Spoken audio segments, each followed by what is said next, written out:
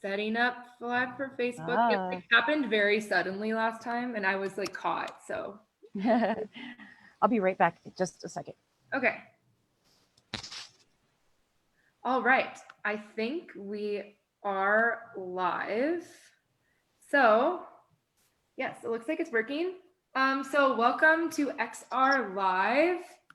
I am your host, Erinn, and each Friday I'll be having candid conversations with fellow rebels in Extinction Rebellion Denver about the climate crisis, coronavirus, and what we can still do to rebel for life.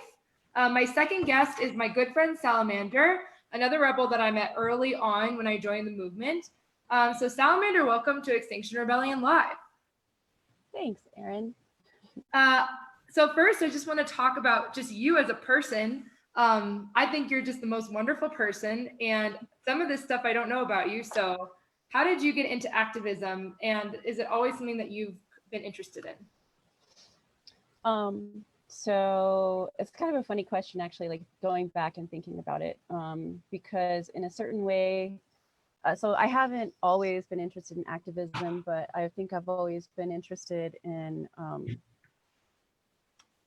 community in a lot of ways, um, and even as a kid, I was really fascinated by like the anti-war movement, like Vietnam anti-war movement.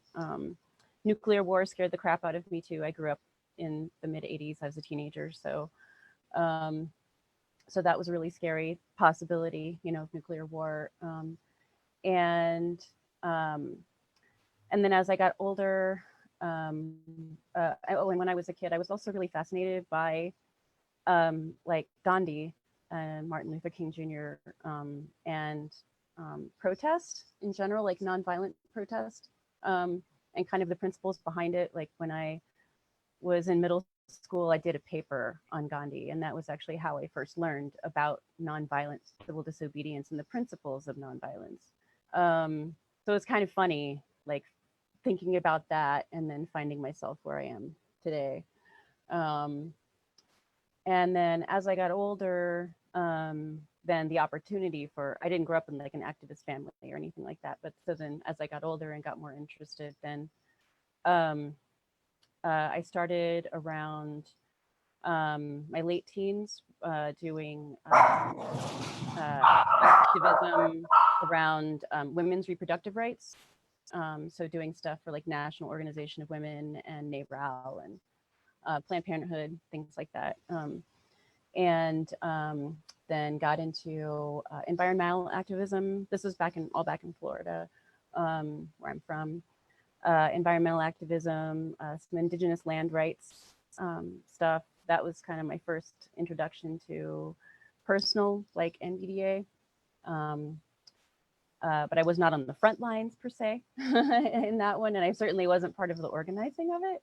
I just showed up, to be somebody supporting, Um, so yeah, I guess that's kind of how I get started. And mostly just showing up to rallies and doing canvassing and things like that. Canvassing in particular was really hard for me because I'm pretty introverted actually. So that was like really terrifying knocking on people's doors. but, um, but anyway, so yeah, that's kind of how I got started.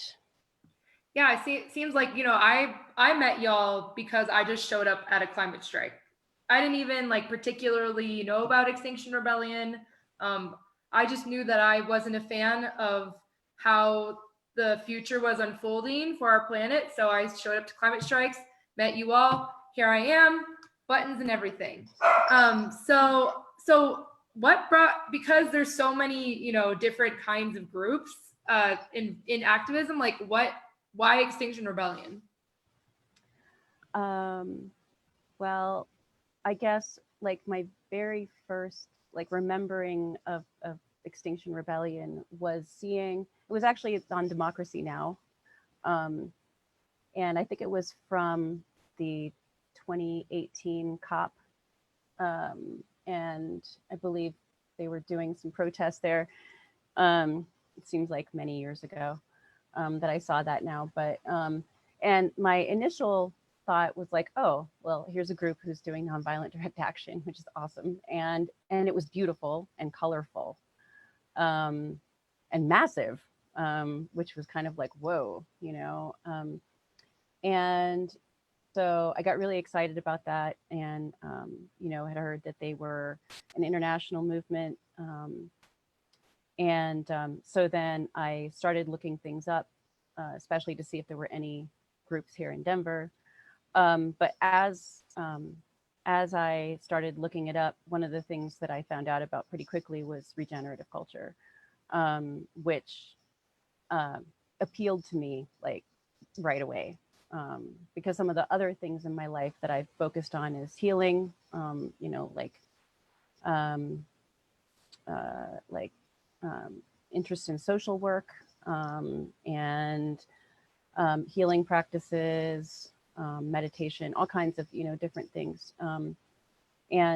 So that aspect of Extinction Rebellion, and the openly speaking about grief, as well, which I had never heard before, was really, really appealing.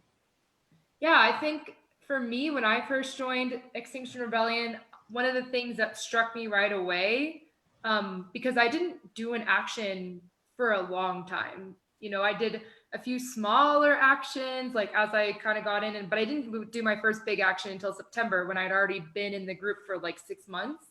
But what I did from when I joined last April till that bigger action in September is do music group, and at music group, like talk about my feelings about everything that was going on. And it really felt like for the first time I had people in my life that I could be real with about how I felt, that I, you know, and I didn't have to just, I just could say the thing, the big fear that was like weighing on me and like that was holding me down before Extinction Rebellion was lifted because I got to talk about it. It doesn't mean that the problems are solved, but it does put me in a better mindset to take action because I don't let, sometimes this fear would like paralyze me for a day. I talked about this with Colin last week, like a whole day of just like reading terrifying articles and not knowing what to do with it, not to do with the information, what to do with the feelings.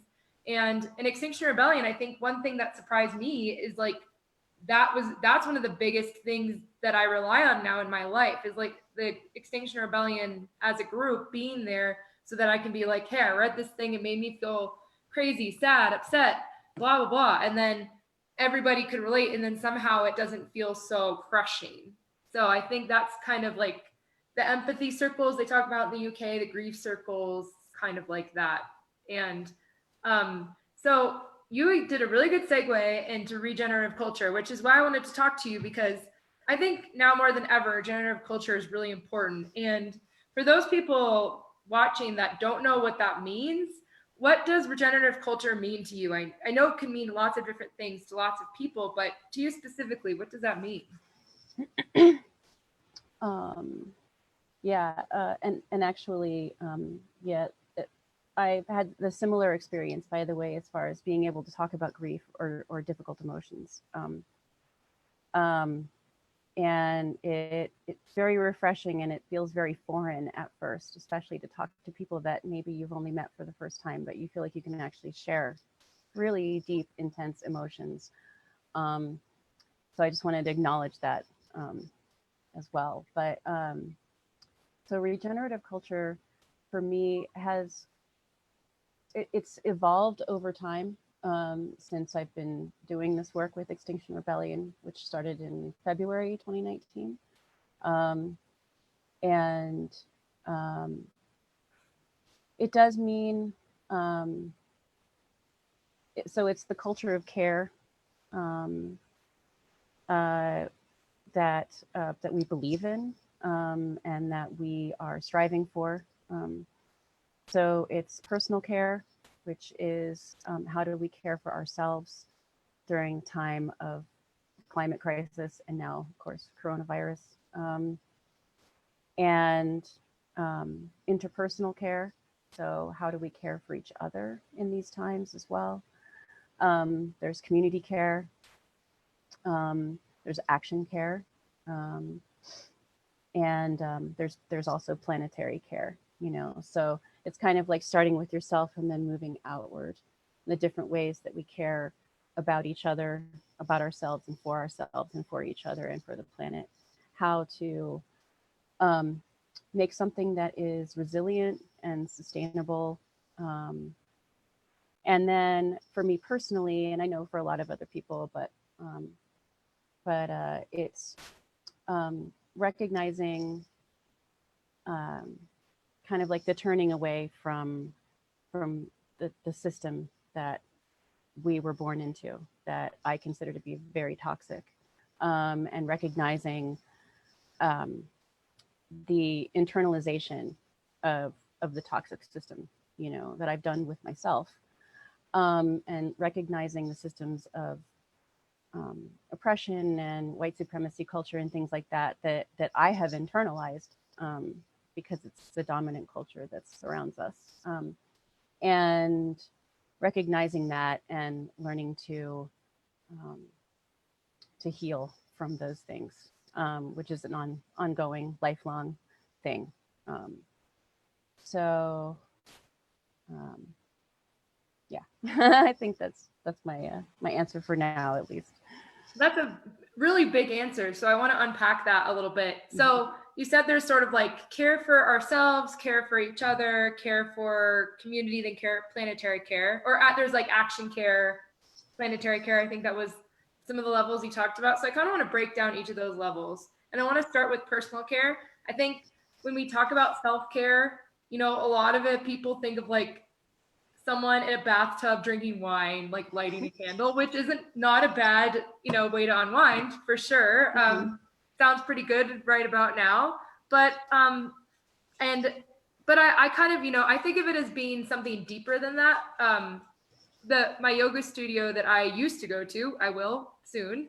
But that I kind of feel is my sort of like temple, if you will, like where I sort of let everything go and sort of be grateful and sort of collect myself and become calm and still. One of my yoga teachers always says, "Thank you for coming here to fill up your cup so you'll be more available to fill up everybody else's cup."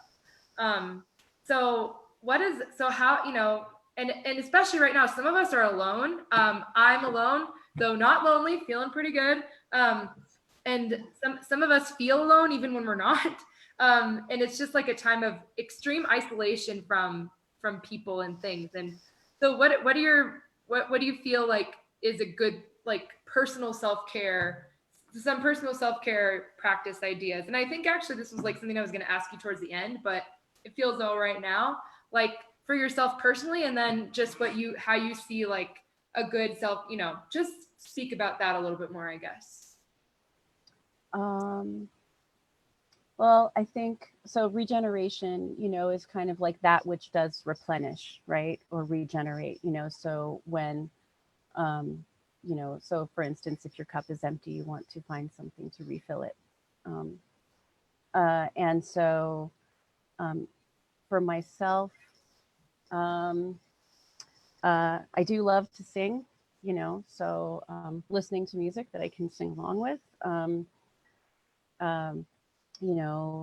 this also gives me an opportunity to like pick up my guitar again or learn how to, play something new, for instance. Um, and writing also is really helpful, especially, if you combine it with, if you're artistically, minded, doing like journaling along with like art can be really, really helpful. Um, so like, but for me personally, meditation is really good. Sometimes guided meditation. It's not usually what I do personally, but sometimes it helps. Um, and taking baths is good for sure. Yeah.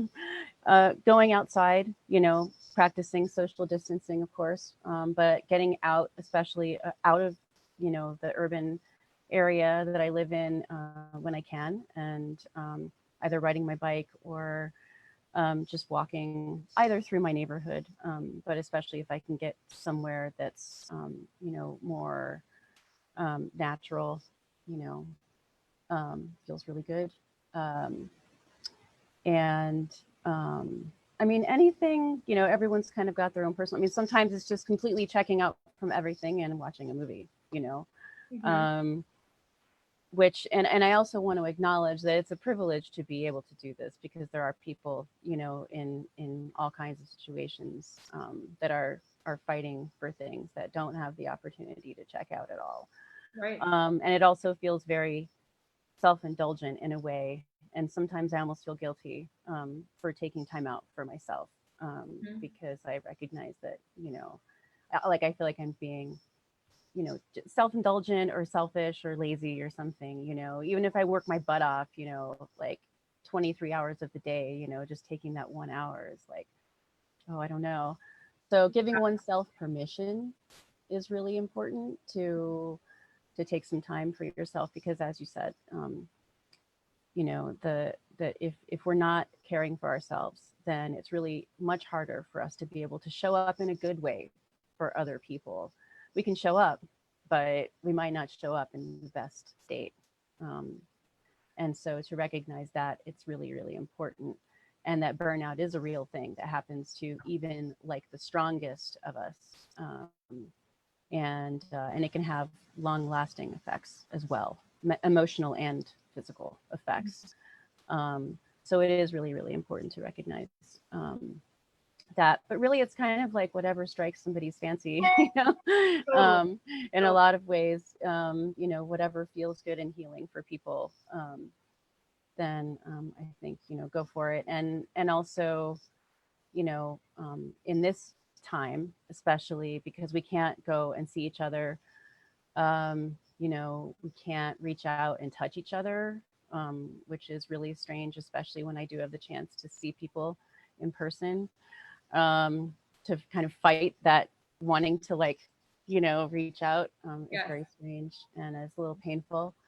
Um, but also, so things like this, for instance, getting, for those of us who have the ability to be online and be connected virtually, doing this as much as possible. I'm very fortunate because I do have people that I live with, there I can get, touches and hugs and things like that pretty much whenever I want. But there are people who are completely alone, right now. And so, especially reaching out to those people, um, can be healing for both people. Um, and, especially people that, normally you would hear from a lot.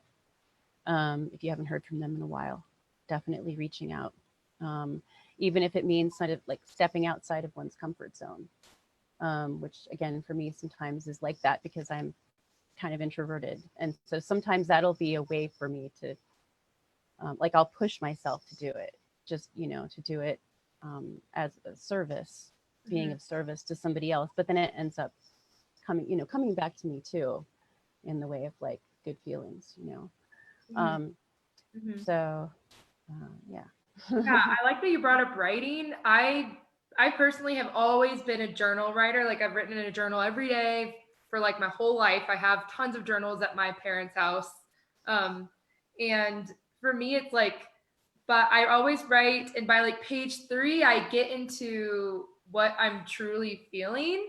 Like I kind of like start to unwrap the truth after just kind of writing like what I think I should write about. Suddenly the truth starts to come out, and it's like sometimes it's so truthful that when I go back and read it, like months later, years later, it like shocks me. Like, whoa, like that is that's how I felt, even if it sucks. Or I can tell if I'm lying to myself, which I've also caught myself lying to myself in my own journal, which can be a little disturbing, but at least I have the record of that. Like, that's what I sound like when I lie to myself. Mhm. Um, and then I also wanted, like, you also brought up when we were talking before this, how like now, people can do meditation online for free. People can do yoga online for free. I was telling you that I've been doing Zumba online on YouTube for free. And it's nice because, like, if you were ever embarrassed to go to yoga because you just weren't sure how you look or if you had the right clothes, or now you can just type it on YouTube, free yoga class, and just try something out. And if you don't like it, you can just turn it off or whatever. But it's kind of a good time to try something new that maybe you wouldn't do when you're outside of your home and other people are there. Hmm. Totally. Yeah, dancing is a good one. I love to dance too. And but also, yeah, that was one thing I forgot to mention too, was like, I mean, there was a lot that was available online as far as like almost any manner of thing that you would want to learn. But now you can find whole courses for things online, and even things like that would normally be, you would have to show up in person, or you wouldn't be able to get the information, like permaculture training and things like that, are actually happening online at For this point free, too, kind of for free. spontaneously. Mm-hmm. Yeah. So it's really pretty amazing. And also for people who are at home with their kids, which I am, and my daughter is in online school now.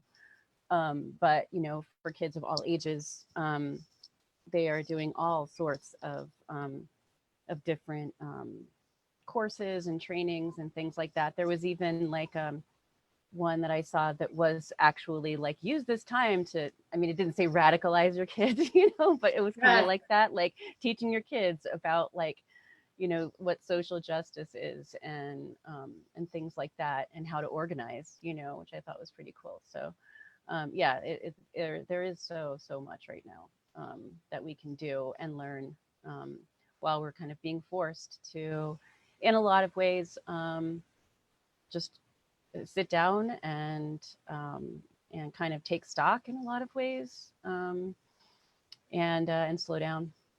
Mm-hmm. And like, I like what you said before, and you kind of touched on it there, like the privilege of being able to do that.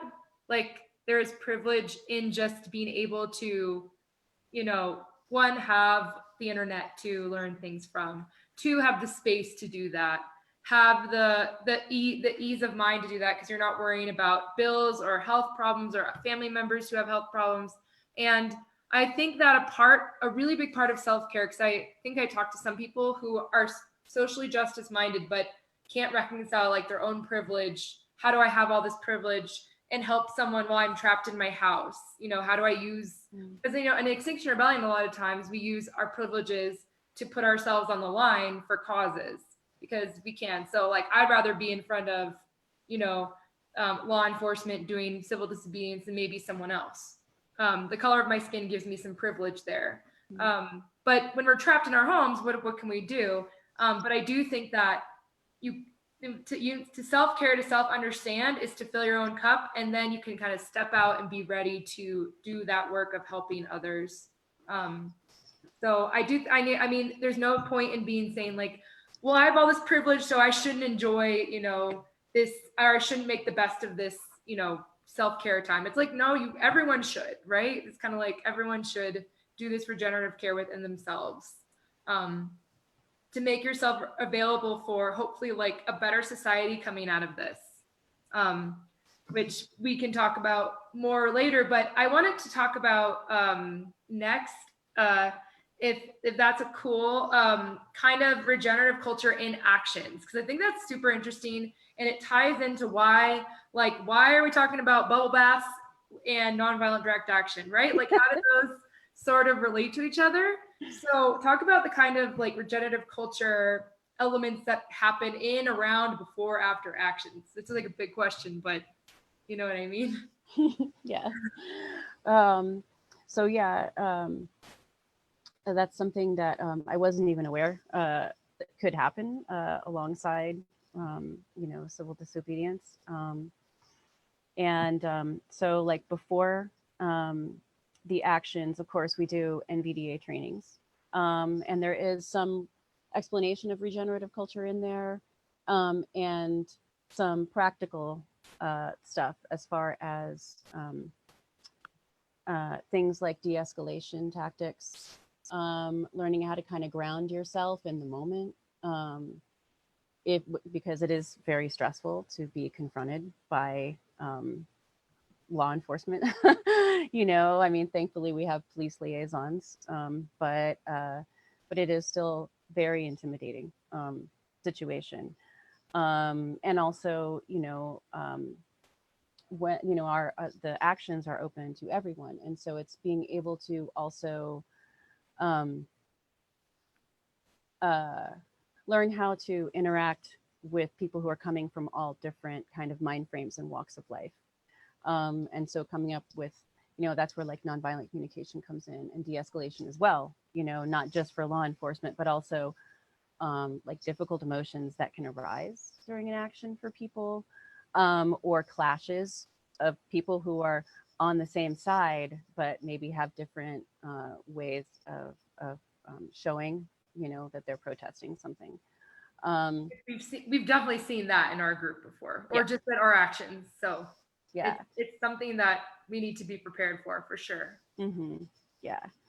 Um, so that's kind of the pre-action, and then also I know that last week you and Colin kind of touched on affinity groups a little bit, and one of the things that we try to do as well is provide support for the affinity groups, because if they have someone in their group who is like a well-being person in the group, we provide resources, so that they kind of have an understanding um, of what regenerative culture looks like within the affinity group itself, and then also going into the actions. Um, and then as far as at the actions goes, um, usually there's a team of people who would be like supplying things like water, and snacks at least, although we've had whole tables of food set up for people. Um, and also people who we have a couple of people who are street medics. Um, so that falls under regenerative culture as well. People who know how to do CPR and, first aid and those kinds of things too. Um, and then also again, kind of being able to help keep the morale up as well, keeping an eye out for people in the group who, especially if they are kind of newer people who might have just found us for the first time, who, might not really feel connected necessarily, just kind of keeping an eye out for people who might, seem like they're not really sure like where to go or what to do, might need a little bit of help. And of course, people um, who might be getting triggered by certain things, because there are, a lot of us that I've come into contact with more and more. The deeper that I talk to people, the more that I find out that a lot of people who have come close and are part of Extinction Rebellion locally have experienced trauma in their lives of varying degrees, and so these kinds of things can be triggering for people, and so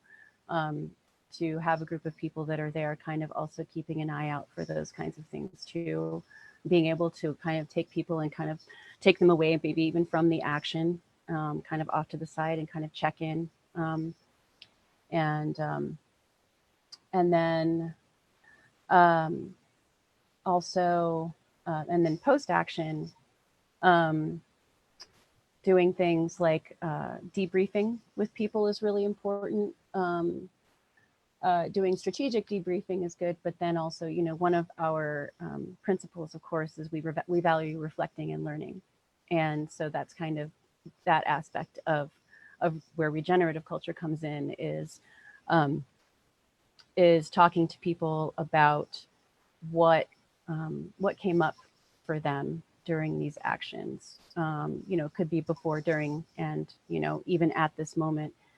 Um, and and actually listening to people and taking in the feedback and learning from that, so that we can continue to do better and be also more inclusive with our actions, because we have people in our group who are differently abled, taking, we want everything to be accessible to everyone, and for people of color to feel safe, and for LGBTQ people to feel safe, and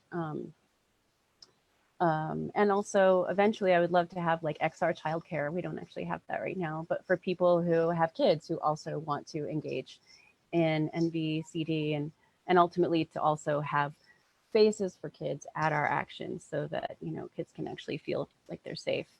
Um, kind of how they do in Britain, where it's a whole, giant festival in the street, Um, yeah, I think that pretty much covers that. Yeah, when I first joined, I didn't know much about nonviolent direct action. I was aware of protest movements, and like methods of protesting, I guess. But until I really did an action, I didn't know how emotional it would make me. I've like shed tears at every action for various reasons.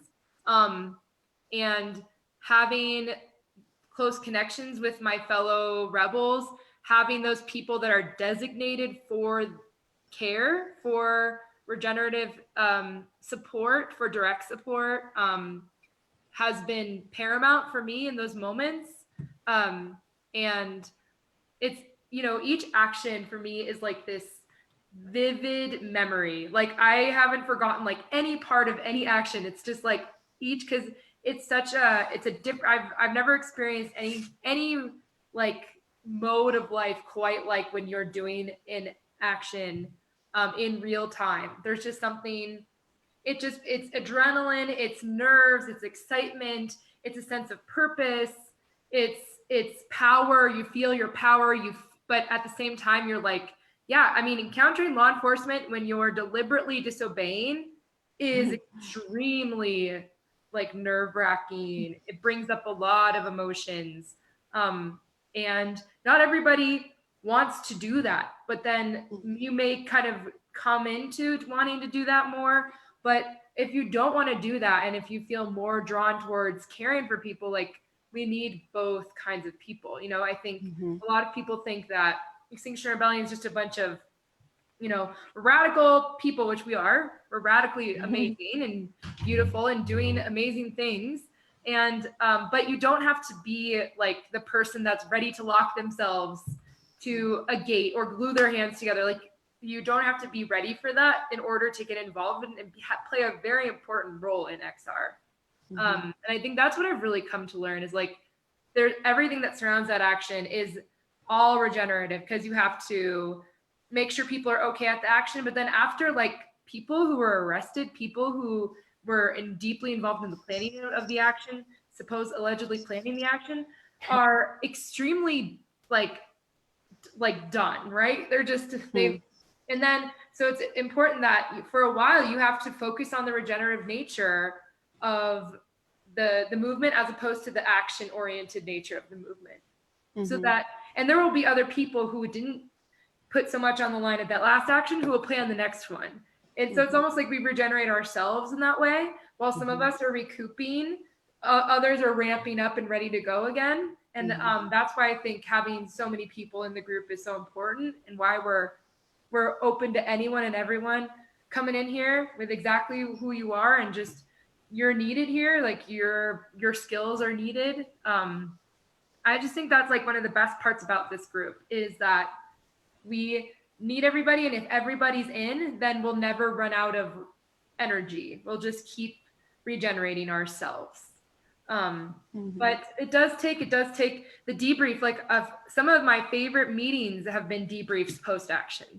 Like our debrief post Black Friday was really meaningful. It was just like a really big group, and we talked mostly, we thought we were going to do strategy debrief, and we really didn't at all. We just talked about how it made us feel, because there were several groups involved with that action. Everybody had a different perspective, and hearing everyone's perspective about how the date went was just like the coolest experience. And it made me realize like, okay, Red Rebel Brigade was cold.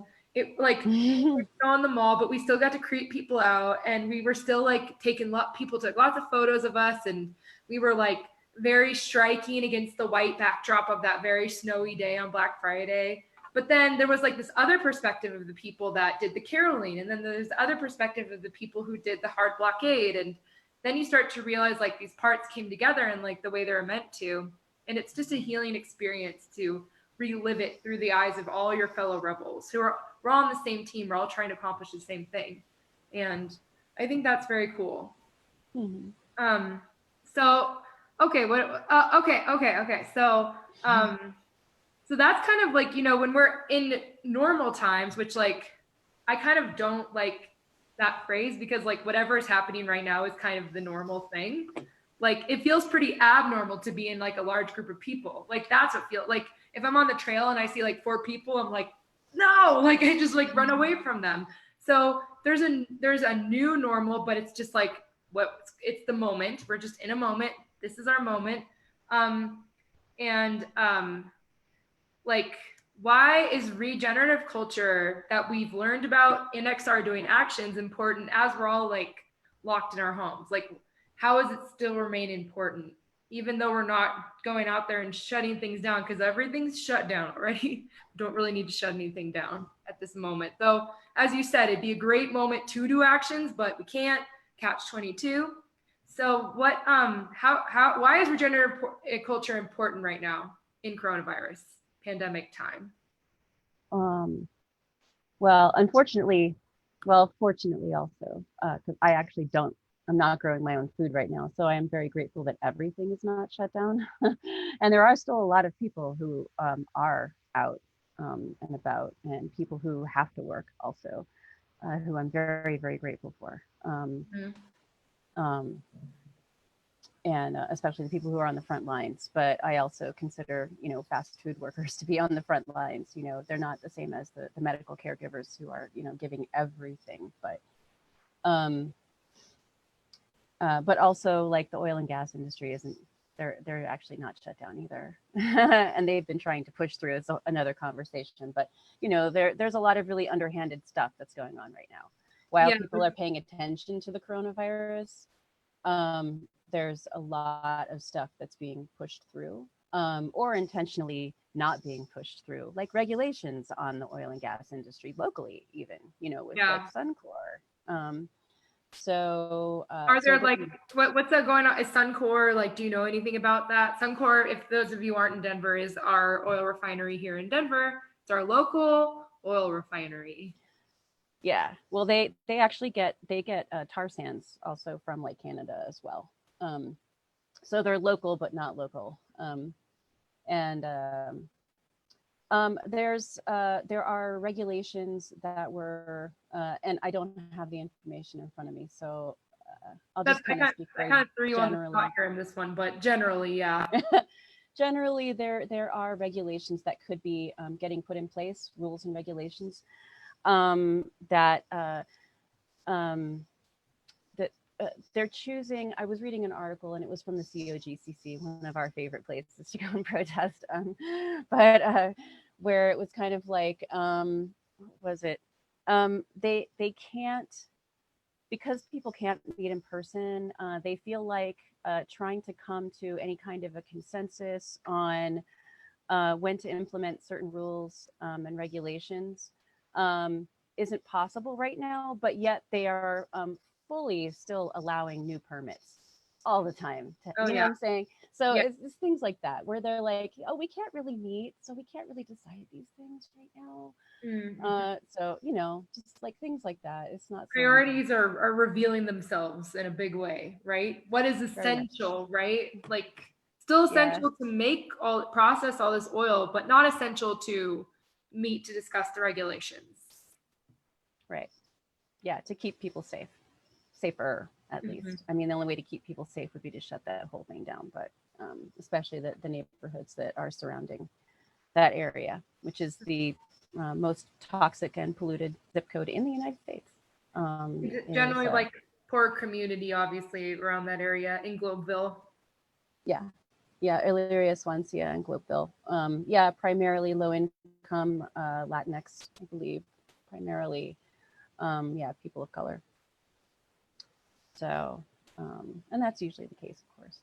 But anyway, that was kind of a side tangent there. Well, it's good. I mean, I want people to keep thinking about this. Like, it gets so easy to just read about the numbers of coronavirus, which of course are horrifying. Any death from coronavirus is horrifying. Like, I'm now past this point of like 60,000. That's it. It's like that's terrible. That's awful. That's tragic. Like any death from this disease is tragic. I mean, think about it. All you have to do is picture anybody in your own life suffering from it, and you will think that number is tragic and something to take very seriously. But So it's like, but at the same time, you know, you can only read the same thing about this virus so many times. And it's important to remember like that there's other things going on and to not abandon our other global crises, you know, like pandemic is just for me, you know, people are like, this is the event of our lifetimes. I'm like, really? I don't know if it's going to be, honestly. I kind of think that global crises are part of our future as well. But I don't want to scare anybody right now. So it's just kind of like being in Extinction Rebellion, we've already sort of accepted partially like societal breakdown and, you know, breakdown as a moment for regrowth, regeneration of a culture. Once it's broken down, those toxic systems, we can build better ones. So we've, in the Extinction Rebellion, we've already sort of talked about it. Colin made me laugh last week where he's like, everyone's like, it's the end of the world. And I'm like, welcome. I've thought that for a long time. Oh, for sure. But so I think it's important just for people to just keep that in their mind. Like, as this is going on, it doesn't mean that just because we're not flying or driving doesn't mean the Earth's going to warm back down to pre-industrial levels or cool back down to pre-industrial levels, right? Like, and the thing that our government wants to do is get everything going as soon as possible, probably sooner than that's safe, and start pumping all that fossil fuel back into the air. And, you know, so it's just like our jobs don't end just because this crisis sort of took like, you know, a very stronghold, you know, very quickly. It doesn't mean that the other ones aren't happening, I guess. Right. Yeah. And, you know, and a big part of this, and not to, I don't know what the word is, like, you know, one of the things to remember as well as we are dealing with this, and it is very serious and it is very scary, and what people are going through is real. The fear that people are experiencing and the anxiety is real. And also to remember that people were suffering before this, and a lot of those people are suffering more now. So like the homeless population, you know, which, I mean, they want to, you know, take them and put them all in, I can't remember now, like our local, you know, the Denver homeless population, you know, they were calling for opening up hotels so that people could be safely quarantined and off of the street, you know. Of course, we want long-term housing for people. That's another thing. But you know, they're going to, the plan is to gather everyone up en masse and put them all like in, can't remember the location now, but in one giant room together, collectively. I mean, essentially, you know, from the people that I've talked to who are involved with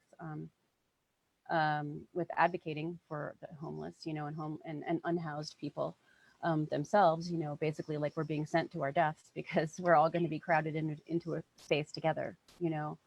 So like in that scenario, they'd be healthier outside. And I mean, we don't want to freely move around. Yeah. Right. Or free to make their own decisions of where to move, where to set up, you know, where they're, you know, wherever they need to stay or wherever they need to be. Or just, yeah, it's definitely, that's not great.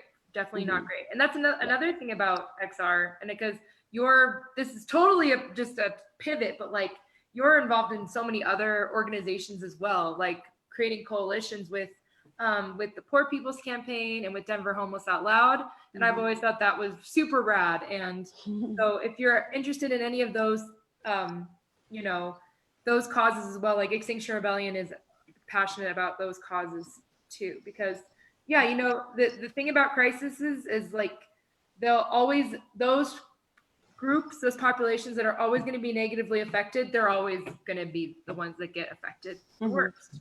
Yeah. And you know, one thing that might be good good about this pandemic is like showing that now as opposed to later, like, so we can start to hopefully fight for you know, an equality, you know, be more passionate about fighting for it now because it's being revealed by this pandemic, you know, like the healthcare thing, like you like your employer healthcare, but then all these people lost their jobs. So it's like, it was a perfect example of why we should do like universal healthcare and stuff. Right. And universal health care won't discriminate against people based on, their gender or their skin color or, things like that. Theoretically, it wouldn't. So it would be there for everyone. Um, but anyway, back to, I guess, your question there. So some of the things that I've thought about, like how does regenerative culture apply in isolation? Um, So, like some of the things are, educating oneself, of course, so that, on things like, um, you know, systems of oppression, for instance, kind of preparing for when we come out of this, you know, kind of opening our own eyes to kind of what's already been happening and why things are so bad right now, like why the response has been so bad and why we're unprepared for this situation, in so many ways, and thereby kind of have maybe a better understanding of, like, once we are hopefully able to get out into the streets, of, like, perhaps where our energy can go at that point in time, in a healthier, more resilient kind of way, um, and but also, um, doing things like you can, if you have the resources, a lot of people, a lot of seed banks are running out of seeds right now because a lot of people are planting gardens. But for instance, like you can start a garden, like, in World War II, they had the victory gardens. So, and there's also resources for that online. Um, um, and like different groups that can tell you like how to build garden beds, just using like recycled materials, for instance, and you can do that in your own yard, just with yourself or your own family if you have that. There's also gardening containers if you live in an apartment or a place that doesn't have a yard and things like that. So that's something to do, just because one of the things that we are aware of is, like panic buying. And a lot of things are not on the shelves at this point in time. And and recognizing that we, at a certain point, we have to learn how to care for ourselves and also care for our neighbors, literally our neighbors. Um, and so a lot of people also, of course, mutual aid. I believe mutual aid is a form of regenerative culture, Mm-hmm. because it's taking something that is, a dire situation and putting life into it, Um, and there's a few mutual aid networks that are pretty active around our area, and usually they're community based, so you can do it, again, in your own community with your neighbors and things like that. And people are finding ways to do that in a way that still does, um, go along the guidelines of social distancing and things. And I just saw, even, I think it was in Germany, where like people were leaving, like just leaving bags of food out, Mm-hmm. for people for anyone to just come and take, So, but yeah, so creating community gardens. One of the things that we were actually talking about with the Poor People's Campaign was like, how could we, help people to create, like, instead of everyone having a front yard, everyone has a garden in their front yard, you know, for everyone to, to collectively work on and also, receive food from. Because there's also, there's a lot of places that are food deserts. And again, a lot of frontline communities um, have, some communities, are completely reliant on the government for how they get their food. What happens to those people, and their housing, of course, too. So it's kind of finding ways where we can actually reach out and help each other. And that is a way also, too, of course, of building actual community and solidarity just in your own neighborhood, with people who are caring for each other in these ways. Uh, so I think that partially answered your question. I don't know if it entirely answered it, but Yeah, I can't even remember my question. I'm just like, yes, yes, agreeing with everything you're saying. And I think, one thing that's really warmed my heart right now is like walking around and like generally, you know, right now I'm dog sitting at this house in this pretty like, you know, affluent neighborhood that I've dog sat at before. And mostly when I walk around these kinds of neighborhoods with the dogs that I watch, I don't really see anybody in their yards or anybody using their play equipment. Um, and now it's just constant. I mean, everyone is in their backyard with their kids, just playing and cook and grilling, and it's really heartwarming. I mean, like I said, I'm in this super affluent neighborhood. Like I don't, or maybe not super affluent, but you know, people here are doing okay. Like, but it doesn't matter because it's just like the energy of it is like this energy of like of simplicity and of narrowing down what you're seeing, you know, what like narrowing down your scope of like, okay, all we have is this beautiful afternoon in this backyard and my family, and we're gonna just hang out together. And it looks as you know, I know for families it's hard. Like I'm sure I talk to my students about how hard it is to do online school sometimes. I'm sure your daughter is having her struggles. I can't imagine being a teenager not being able to see your friends. Like, gotta be so hard to be a teenager right now.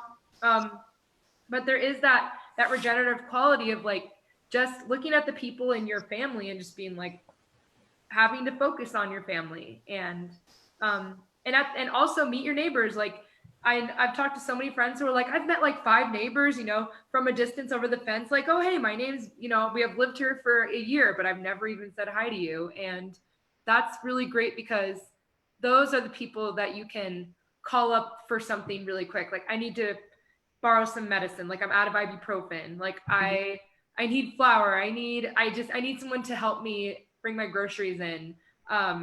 Just like the like when I that's why I love living in Golden specifically. I live in Golden and I've just felt like it's the first place I've ever lived where I've built a community like that, where I know if something went wrong, if I got sick and I couldn't go to the store, I'd have like my neighbors I could call and be like, can you help me? And they would. They'd be like, yes. And I've seen this outpouring of like people just wanting to help. They're oozing this like need to help people. Like, how do I help nurses? How do I support doctors? How do I, you know, how do I support, you know, grocery store workers? And I think one thing I've seen is people are just a lot friendlier right now. I don't know if you've noticed that as well, but in this, like, some grocery clerks like are being so funny. Like whenever I go to the store, people are just joking around and like there's that kind of this like just to talk to somebody else. I think for some people, like I feel this being by myself is like a joy. Just to like talk, just to interact with anybody is like a joy. um and I hope that as we progress through this pandemic and get to the other side of it, I hope that we learn this lesson of like our communities matter, these people that live near us matter. um, our ability to slow down and just be in the moment matters. Like we don't have to be running, burning the candle at both ends. My mom always said that to me growing up, like don't burn the candle at both ends, because I tend to work like work, and like do that thing like I'll work 23 hours a day and feel guilty for the 1 hour I'm not. But I think people are really learning some good regenerative skills just by the nature of like what we have to do right now. Yeah, I do too. Um, so okay, so that's awesome. So I don't want to go too much longer because it's already been an hour and we've just been like gabbing about this stuff. But I just want to talk a little bit about because you're in the regenerative culture working group, and Colin and I, as you said, talked about affinity groups last time. And I wanted you to talk about what is a working group and how is it different from an affinity group? So working group, yeah, this is my understanding of what a working group is kind of, it's like so affinity groups can kind of spring up and then dissipate, or they can last, you know, forever. They're kind of like these autonomous groups that can come together, you know, specifically for a certain purpose or a certain action, and then they can continue on, or they could choose to dissolve or morph into something else or something like that. So it's a little bit more fluid. Whereas working groups, as far as XR goes, are groups that are generally dedicated to a particular area. you know, so like we have a regenerative culture working group. There's an action working group. There's community working groups and things like that. So Music working group. Hey. I'm sorry, music working group. And I wanted to say that music is extremely regenerative, and your music at Actions has made me cry personally. Oh, So thank you. I definitely, I mean, there at every debrief, everyone's like, we like the singing. Can we do more singing? And then we'll get to music working group, and I'm like, you guys, we gotta write like short, singy, alongy songs for Actions. Like that's kind of ever since then I've been like, that's what we gotta write. We have to figure that out.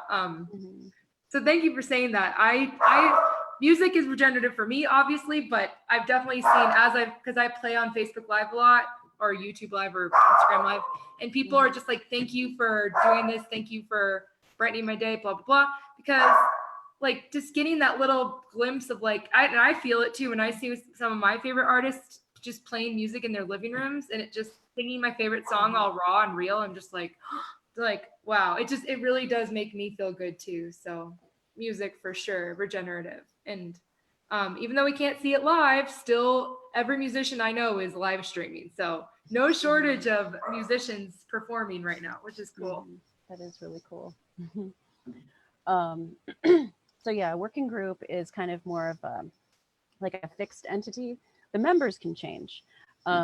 So yeah, but like the regenerative culture working group, you know, is just going to be that. Now within the regenerative culture working group, there's different facets. So we do things like nonviolent communication training and conflict resolution. Because one of the other things about our lovely system is, you know, kind of the justice system, or the injustice system, if you will. The system of punishment. We've internalized that as well. And so learning about conflict resolution.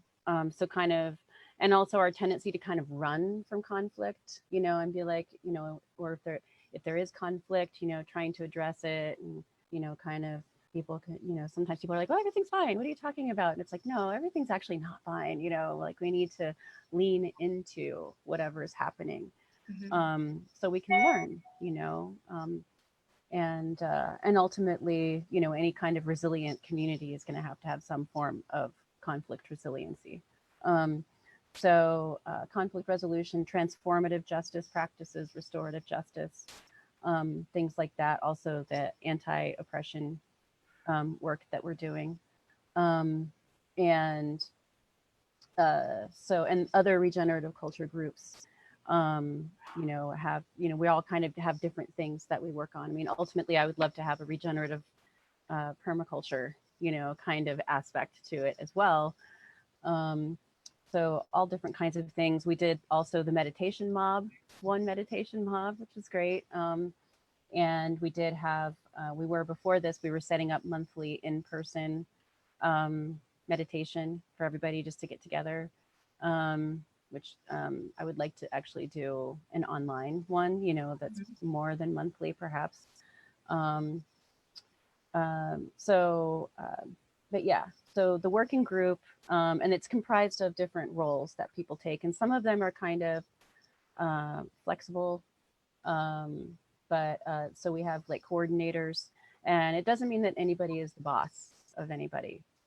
We're all leaders and helping each other to become leaders. As one of my favorite people on the planet, Lisa Fithian, says, you know, you want to be a leaderful movement. So we're not a leaderless movement, we're a leaderful movement. And so we do have coordinators, but it's just kind of helping with the flow of the work that needs to be done within the working group, rather than like telling people what to do, because we don't tell each other what to do. We can make requests of each other, but yeah. So like we have an internal coordinator and an external coordinator. I'm the external coordinator of the working group, and we have one of the other things that we want to get into with regenerative culture working group is facilitation training also. So for like meetings and things like that, which just helps for things to run smoothly and for all voices to be heard, which kind of links back into kind of the anti-oppression stuff that we're doing as well. Um, so yeah, I guess that's, I kind of went off in a couple different tangents there, but yeah, the main difference between affinity groups and working groups is that affinity groups can kind of come and go, but the working group does a specific kind of work to support the rebellion, you know, and provide support to like the other working groups as far as that's yeah. regenerative. Puppies are Animals are very regenerative, yes, for sure. they are. But like also, you know, people from the regenerative culture working group can also be like regenerative culture advocates for some of the other working groups as well. Or of course, if the other working groups are having a conflict, then we can help with those sorts of things, you know, kinds of things like that. So right. I mean, because we're such, you know, because we are a horizontally organized group where there is no leaders, like conflict management becomes really important because inevitably people are going to disagree, and those disagreements are okay, because they help us advance like our agendas and our ideas and our life, you know, what we're creating as Extinction Rebellion, which ultimately my goal would be to create like what a new society could look like. I mean, I grew up in a family that I think we're pretty terrible at managing conflict. We pretty much shy away from conflict, talk about it behind each other's backs, and then don't talk about it to each other's faces. We're afraid to confront each other. We're afraid to talk about things that are uncomfortable. And I think that's it's just important, especially when you have a movement where there's young people, old people, people from all walks of life. You know, in my first NVDA training, there was a kind of interesting conflict, I remember. And it was between, you know, someone who was younger and someone who was older, and it was kind of like I mean, I don't want to describe it too much, but it was an interesting conflict that I'm like, we can both be fighting for climate action and still disagree on things. And and in fact, it comes up, and it's when you're planning things, when you're trying to coordinate, intricate actions, you just need that ability to be able to talk about things that are coming up in a healthy way, and have that trust with whoever you're talking to, that they can, accept it. Like, it's just, we struggle with conflict in our culture. We struggle with confrontation. I bought this book a while ago called Crucial Conversations, that I want to reread, because I was struggling so much in my band to like, I would like say the wrong thing and then someone else would say the wrong thing, and it would turn into this like wrong thing spiral. And it was like, I was like, I need to learn how to rein these conversations in. Might not be a bad book for us to talk about. I'm not in regenerative culture working group right now, but I'd love to be in it one day. And I also want to note that, you know, because we can't gather, Extinction Rebellion has not been the same since all these shelter in place orders have been mandated. We're still trying to figure out how to organize, how to connect. But I do think that connecting with our fellow rebels in any way is like paramount right now in the very early stages of this pandemic, which I think that I would call this early stages still. Definitely. It's like, because we don't know how to like organize ourselves in the same way, we're gonna have to figure it out by doing things like you and I are doing, just talking about it, and just staying curious. And if anybody listening is curious about us and what we do, reach out to us, get connected, because it's a great time to be connected to us and to, you know, give your opinion or just tell us who you are, what you're good at, like, because we've got lots of space to restructure right now. And I think that, yeah, it's just really important that we keep up these connections, because it's just, I just keep thinking like, man, I mean, for a musician, this is a crazy time because people can't go to shows, but I'm still playing music over the internet and it's still fulfilling me in some way. But with protesting, the whole point is to like, shush, pups. These dogs are like very protective of the front door. It's like we need the ability to like gather in mass, you know? And that it's like, how do you, there was like a whole Pod Save the World, that just like this podcast I listened to about protest movements and the future of protest movements with amid coronavirus. It's very interesting pod. I liked it as someone, because it wasn't Extinction Rebellion focused. It actually made me feel better. Like every organization's going through this. Like every organization has to figure out how they're going to stand up for the things they believe in. And we can't let our governments take too much power in this time. We have to remember we still have power, even though we're mandated to stay in our homes. We still have power within us to because, you know, it's just, you know, it's kind of, it's still, there's some scary aspects to that of like government taking too much power in times of crisis like this. So we need to stay connected. We need to stay together. We need to take care of each other. We need to check in on each other, because eventually we will come out on the other side of this, and there's going to be a fight on the other side. And there's going to be a lot of pain, a lot of post-traumatic stress, a lot of anger. And, you know, like this normal people are saying we're going to return to it's not real. There is nothing will go back to normal. The world will be different because of this. And we need to come out, you know, with our community strong. So we're ready to start forming these working groups, affinity groups again, and get interconnected again, so that we can make these really cool things happen that we've done and we did last year. So for all those reasons, you know, I think regenerative culture is so important. And I think it's good to keep imagining, like, how can we make a better society? Especially now that our society has been just changed. Now, like, before it was maybe hard to imagine like what a different society could look like. Now it's much easier. So let's like start imagining what that could look like, I guess, too. Yeah, I mean, you know, like I said, a big part of regenerative culture for me is you know, looking at and I know we have to go soon, but looking at systems of oppression and how we've internalized those systems. And so, you know, and just by having these kinds of conversations is one way, you know, of kind of modeling sort of how we want to be, you know, moving forward into the future, like creating something new and something different than the paradigm that we've all grown up in, you know, for the most part.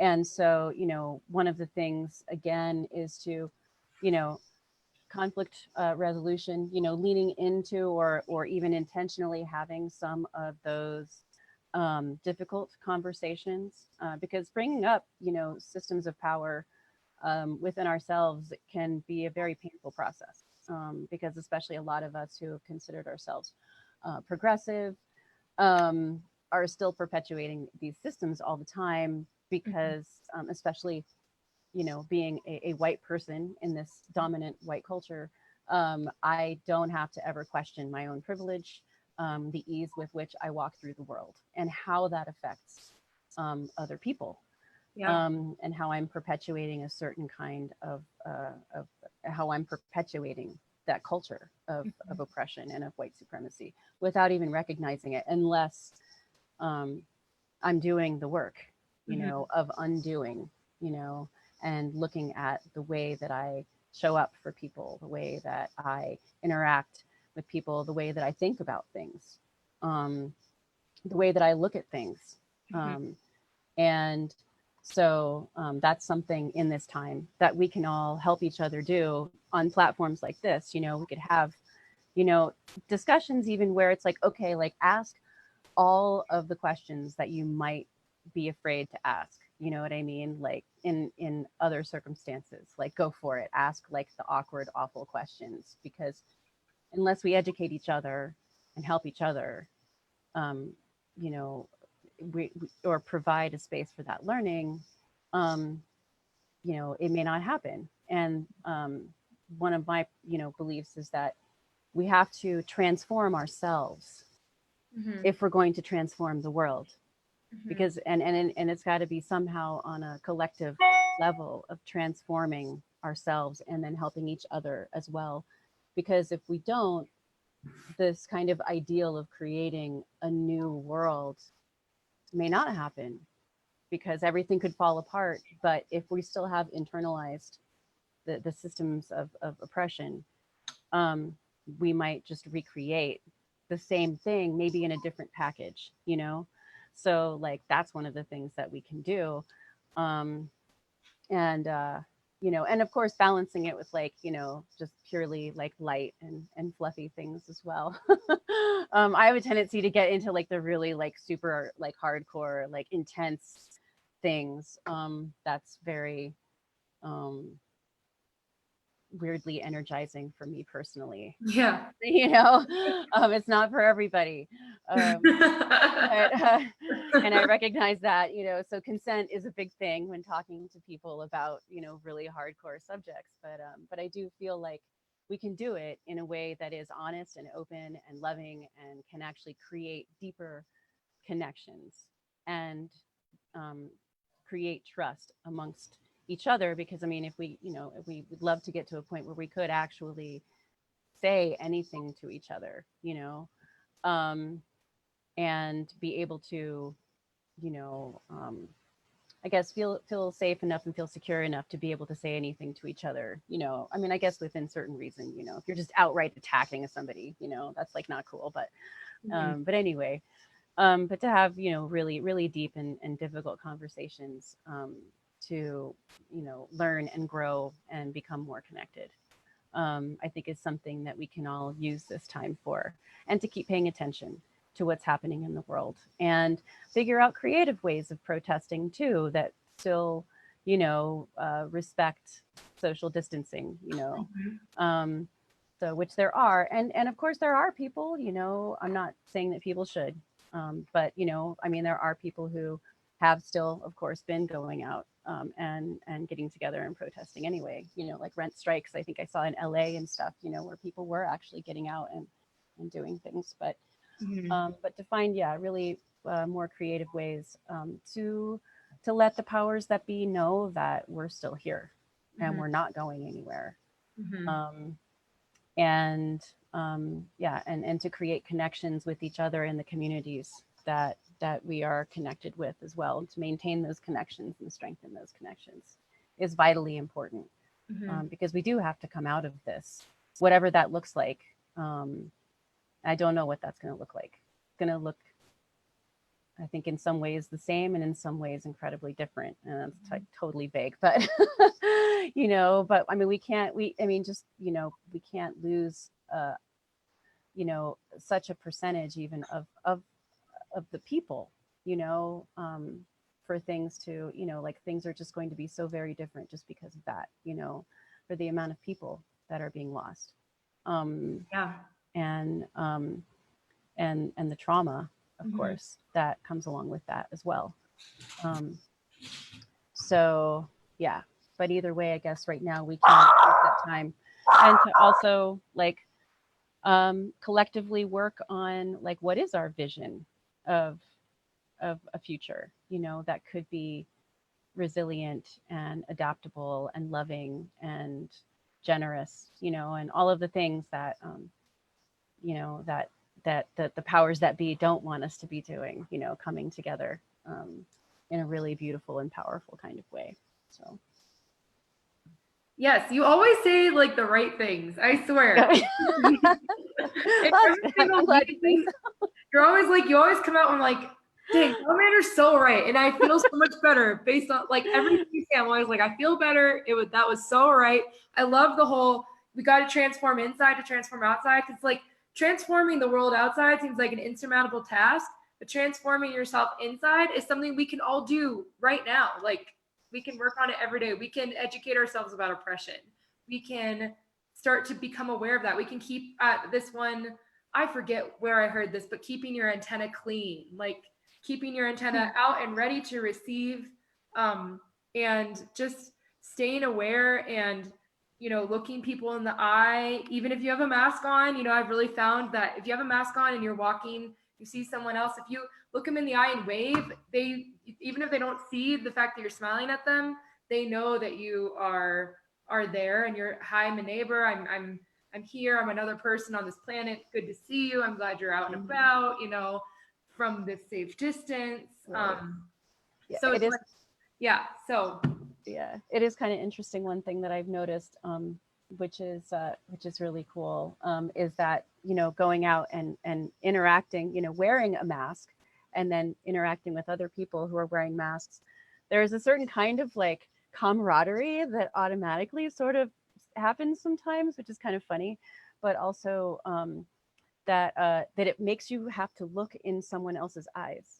mm-hmm. Yes, You know, yeah, you can't just like smile and like look away like a lot of Colorado, just smiling and like right? running down, you know, doing their activity. Like you really have to look at the, yeah, you have to make Yeah. that eye contact. Yeah, or to be able to communicate with people, you know, you actually have to, and you can kind of see, you know, you can see when someone's smiling, because, you know, their eyes will smile also a lot of times too. But that was something really um an unexpected, really kind of a cool thing about all of this too, is like, yeah, that being forced to actually like really engage with each other, you know, in that way of like looking into someone else's eyes. Because how often do we just move through the world, you know, not having to at all, you know? So yeah. Well, that, thank you so much for talking to me to like, and for sharing your wisdom, and Oh. for sharing your light, and for being my friend, for all this. I thank you so much. Um, Oh, and, one more thing I wanted to say. oh yes, yes. I wanted to Everyone ask you if there's anything you want to say. Go ahead. I keep forgetting about this because I naturally don't watch the 24-hour news cycle. I don't have cable or anything like that, and I'm very selective anyway about the news.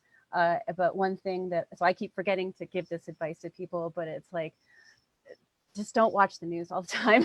As far as like, you know, because the amount that I have watched, even just from watching, you know, for a while every day we were watching updates from scientists, you know, kind of giving like the latest numbers and the latest evidence and all this kind of, I was just like, have to take a break, you know, sometimes even with that much. And so that's another thing I would really encourage people to do for their own mental health, is like, you know, like slow down on the news intake, because yeah, it's insane.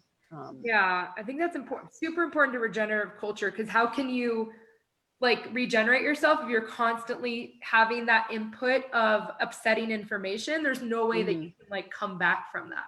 Yeah, and especially, you know, for people who do live by themselves and don't, you know, perhaps have a way to kind of get it out, you know, and talk about it, you know, I think it could be even more traumatic as Yeah. well. So that I just wanted to make sure and say that, because I forget about that one a lot. It's such good advice. You can, you know, you can listen to, you know, what I do is I put on NPR's Up First in the morning, listen to like the updates. It's 12 minutes long. And then I generally put it away, and I like focus on it, listen to a funny podcast, or, you know, I think, you know, guilty pleasures, I think it's like, what's a guilty pleasure kind of a thing? Cause I have like a guilty pleasure for a terrible TV show called The Bachelor. And it represents so many things I hate, but it also like takes my mind off things. And there's these podcasts that recap it, and they're hilarious. It's almost like recapping sports, almost very, very similar. And I don't like sports, so this is like my sports. And that, it sounds dumb, but it makes me feel, when I'm done, I feel like ready to take on more real life stuff, because I like let my brain enjoy something really like kind of just pointless and just funny. I like let it enjoy that. And I think that's important. Like if you have a guilty pleasure, if you really like a show or a podcast, or if you like a stand-up comedian, like stream their albums, like laugh, you know, like it's, we need, and I know there's lots of comedians streaming themselves right now. Like look up your favorite comedian, like get some laughs in, because like you're gonna, like we need that more than we need to ingest 24-hour news. We don't need 24-hour news. For sure. And since you shared that vulnerable fact about yourself, and I want to say how grateful I am for your friendship too, Erinn, by the way. I want to make sure to let you know. But since you shared that vulnerable fact about yourself about watching The Bachelor. Yeah. I'll share one of my guilty Okay. pleasures, which is I love to dork out on like any like paranormal stuff. That's one of my things. So like ghost Like ghost adventures. hunters or what? Yes. Ghost hunters. It's so funny. It's so cheesy and I love it. So. I love, like, there's something so comforting about those like Nat Geo shows, like that are like, is there a ghost in here? And they go in with this like black light and they like, there's like a fuzzy noise and they're like, and they run out. I don't know. It's so good. Yeah. I mean, I believe in that kind of stuff too. So, but and I know everybody doesn't, and that's totally cool.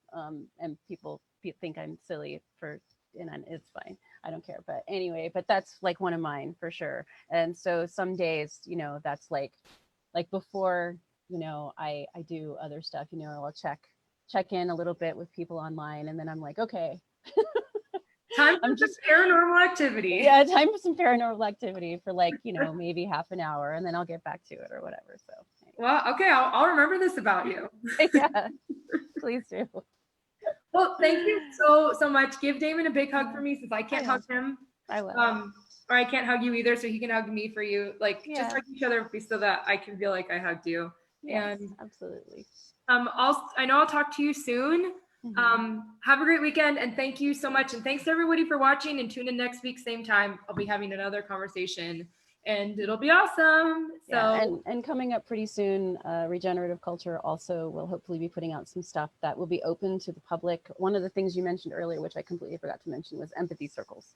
Is something that I want to start doing here as well. So empathy circles would be amazing. Like, I just think everyone can benefit from that. So definitely, for everyone watching, get involved, keep in touch, like us on Facebook, come on these calls. They're not weird. I know you may be weirded out to get on a Zoom call with people you don't know, but it's so not weird. We're really used to it. We will welcome you with open arms. We will listen to what you have to say. We will give you space to be you. So please join us. We're pretty awesome. Yeah. All right. Well, happy weekend. Hope you see some good paranormal shows, and I'll talk to you soon. All right. Thank you, Erinn. Bye, Salamander. Bye. Bye.